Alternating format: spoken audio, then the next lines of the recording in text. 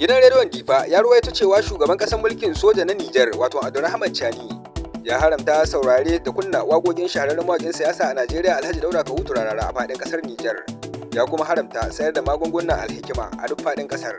Wannan ya biyo bayan kalaman Dauda Kahutu Rarara inda ya ayyana cewa ya baiwa Abdurrahman Chani shugaban mulkin soja a Nijar wa'adin kwanaki 20 da ya tabbatar ya mayar da Bazoum akan kujerarsa ta shugaban ƙasa ko kuma ya sauka ya shirya zaɓe domin a gudanar da mulkin dimokuraɗiyya a ƙasar ta Nijar. Wannan abin Abdurrahman Chani ya yi shi ne a matsayin martani kamar yadda gidan rediyon Difa ya bayyana. To jama'a barkanku da yau, barkanku da sake kasancewa da mu a cikin sabon shirin mu.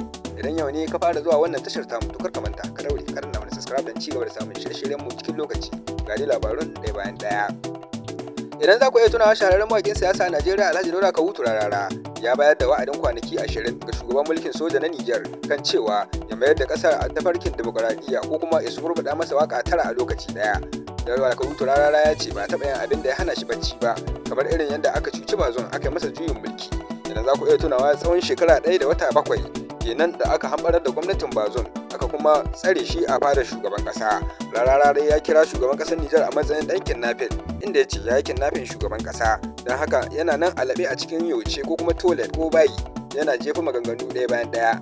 Shugaban ƙasar Nijar dai kamar yadda gidan rediyon Difa ya rawaito a jiya ya ce shugaban ƙasar na Nijar ya ayyana hana sauraron waƙoƙin Dauda Kahutu Rarara da kuma hana sayar da magungunan alhikima a faɗin ƙasar Nijar a matsayin martani ga kalaman Dauda Kahutu Rarara, wanda wasu 'yan Nijar ke ganin cewa Rararen ya kai gwaska inda ya sa har shugaban ƙasa ya kasa haƙurin kalamansa har sai da ya masa martani.